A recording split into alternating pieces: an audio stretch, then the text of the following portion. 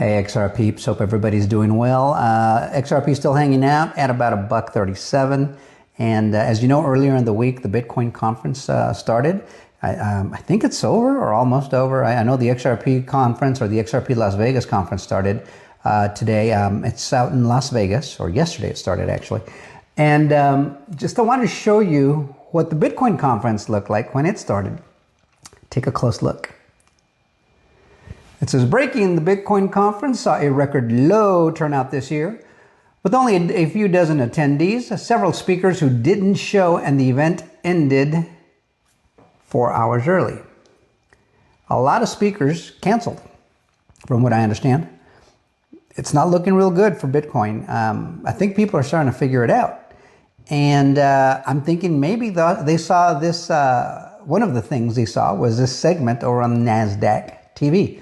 Yeah, that NASDAQ. So over on the NASDAQ channel, this is what was being said. It was shared by Smoke, I want to say about January, not that long ago, but this and other things I think are weighing heavily on the minds of these Bitcoin people.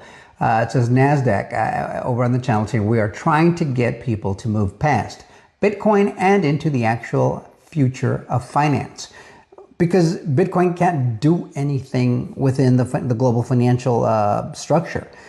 Only with coins with utilities and real use cases, or with real utility.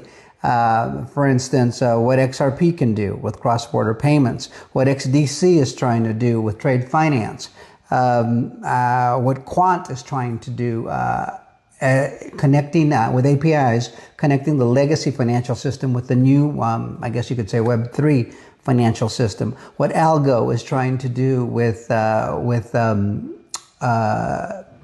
finance, right?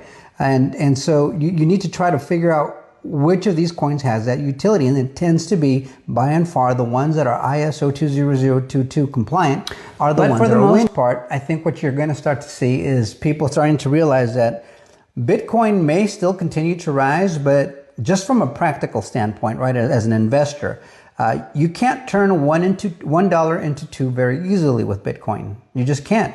I mean, Bitcoin currently is sitting at about $76,000 for one coin.